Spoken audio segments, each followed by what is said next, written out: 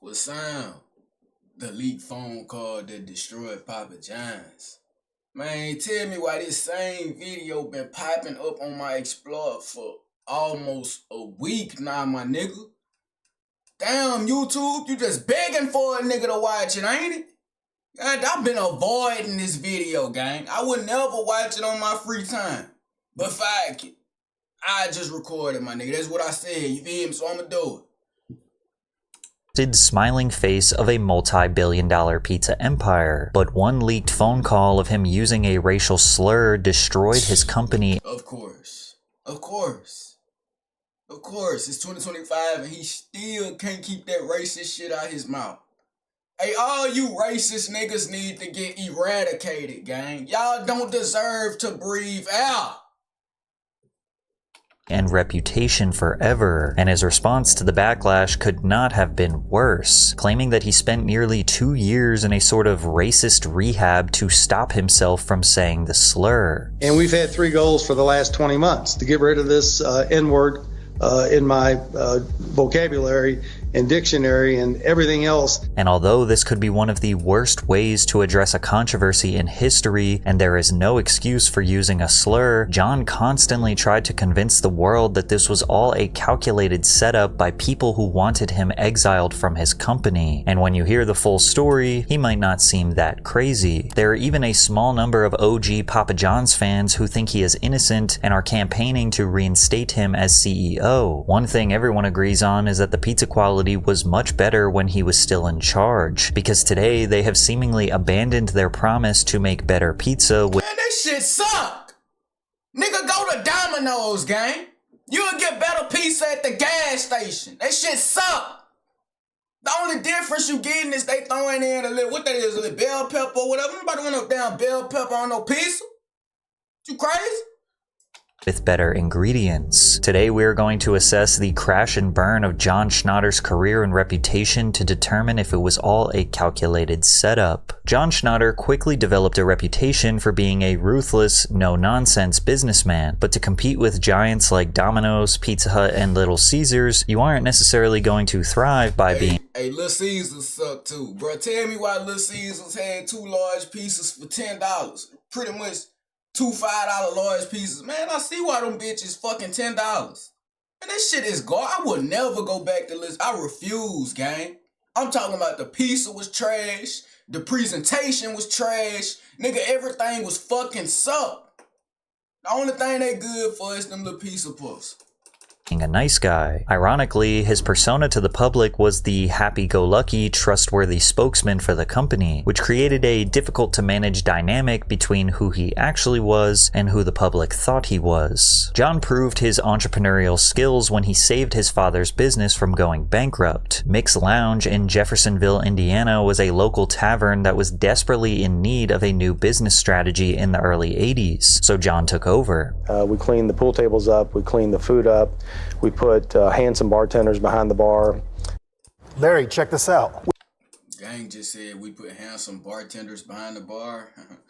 You find men attractive. Okay, I see. We had a euchre tournament on Thursday. We had a little Kings night on Tuesday. We had a pool tournament on Sunday. Just from the promotion to the food to, we were doing like $2,000 a week, and within 3 months we were doing $10,000 a week and doing $1,000 a week in pool table revenue. And while Jhon has said that fixing the bar was a dream, he actually hated the idea of running bars for a career. I didn't like the bar business. I didn't like all the fights, all the cussing, the drinking, but I loved running the business. John's real obsession was pizza. He fell in love with it while working as a dishwasher at a local restaurant called Rocky's Sub Pub. And I was washing dishes at Rocky's, and I hated washing dishes. And so you weren't allowed to make pizzas unless you were a Fondrisi, Joe John or Frank Fondrisi. So they got a good write-up in the scene. The thing took off.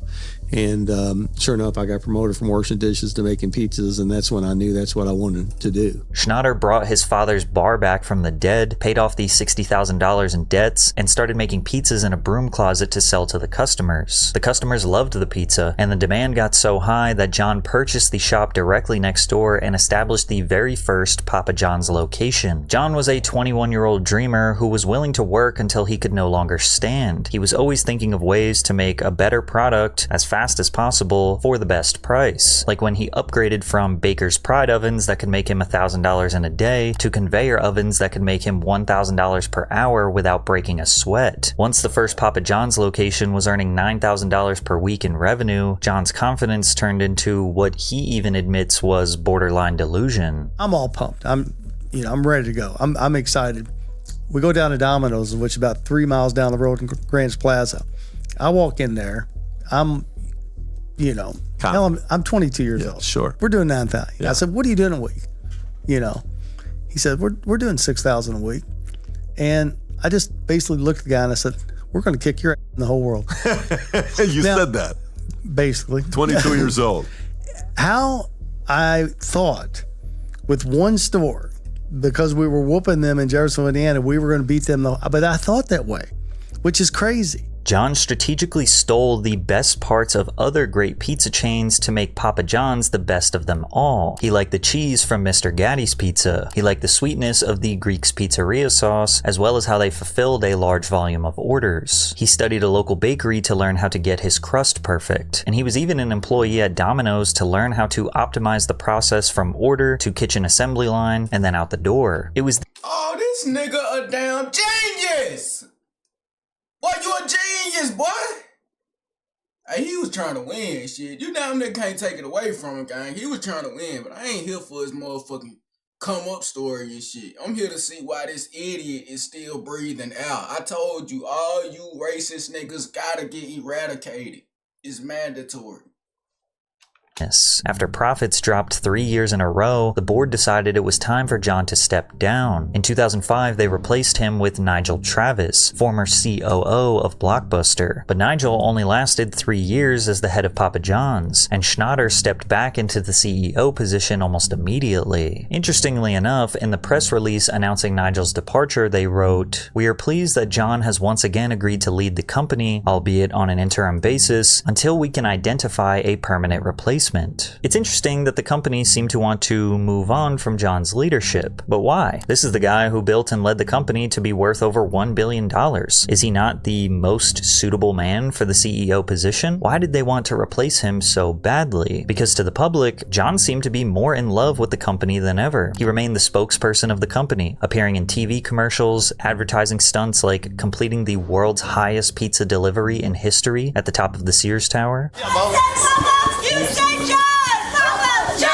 Bro, stop. People gather for any fucking thing.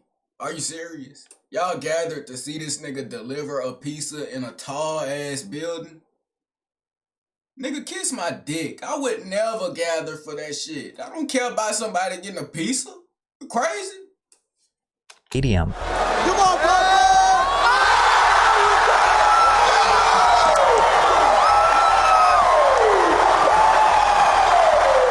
This guy did so many commercials, you would think he might actually show up to your house and personally deliver you a pizza when you ordered from your local Papa John's. Pizza! We got pizza! I'm John with Papa John. Bro, relax, gang. Imagine being able to... Relax. And why is all these clips in horrible quality? Nigga need to do better with finding better clips. One wrong move could seriously damage everything, and as social media made it harder for any controversy to stay hidden, it was only a matter of time before we would find out why the leadership wanted him to step down years ago. That moment came in 2012 when John Schnatter criticized the Affordable Care Act, better known as Obamacare. He claimed that if the law went into effect, Papa John's would be forced to raise the price of their pizza by 11 to 14 cents per pie just to cover employees' health care. On an earnings call with shareholders, John said, "We're not supportive of Obamacare, like most businesses in our industry. If Obamacare is in fact not repealed, we will find tactics to shallow out any Obamacare costs and core strategies to pass that cost on to consumers in order to protect our shareholders' best interests." Of course, Papa John didn't support free healthcare because if Americans actually had access to doctors, they might finally realize his pizza is what's sending them there in the first place. The multi-millionaire CEO. Y'all dumbass cannot figure that out. Don't it say the calorie count on every box of pizza that you buy? Gang, Americans are that brain dead. Please don't tell me y'all need to get sent to the doctor 32,000 times for y'all to realize, damn, maybe I'm eating 5 pieces a week. That's exactly what's fucking me up. rocket science, gang. You don't know what you putting in your body? Who built his empire off blue-collar workers came off as tone-deaf, especially when he casually mentioned that franchise owners should just cut workers' hours instead of giving them health care. The controversy exploded into a massive news story. Several people I spoke with said if it's going to cost them Who you is? I don't know what newscast you from. You from American Newscast? Or is this like in a different country? Cause I never seen a news reporter like this. Usually they be them white women, you know, them little Beverly Hill looking bitches. Analysts, other employees. So if a CEO says something controversial during one of these calls, it only takes one person to share it with a journalist, blogger, or TV personality for the whole world to know about it. John couldn't help himself but let his personal politics bleed into the conversation. Obamacare was a deeply divisive topic at the time, and that's because any attempt to create a somewhat reasonable healthcare system in the US. Bro, are you fucking serious? Barack, I know you not promoting a black man getting with a white woman and having these mixed breeds. Barack! That's why I don't respect you, gang. I don't care if you was the first black president. You not black to me, nigga. You're not. Gang, you just tanned. This nigga really promoting. Barack, you are the downfall. You realize that? Looking at you, you are the downfall, gang. Has been a massive hot button issue. Then again, most of the opposers are not regular hardworking people, but rather rich oligarchs who are ultimately the ones that will lose billions in profits because they have been taking advantage of citizens for decades. John clearly valued corporate profits over what many see as a fundamental human right, and it may have upset someone who was on the inside listening to that earnings call, because the way this information exploded into the press so quickly felt almost surgical, as if someone who was on the other end of that call wanted the world to hear exactly how out of touch John really was. And this wouldn't be the last time something he said in what he thought was a private setting would make headlines, because in 2016 his political comments about the NFL would cause even more public outrage. In 2016, racial tensions in the United States were reaching new all-time highs. Many communities were still processing the acquittal of George Zimmerman, who shot 17-year-old Trayvon Martin while on neighborhood watch. We started seeing more funding for 17-year-old So this the bitch ass nigga who did the daddy work.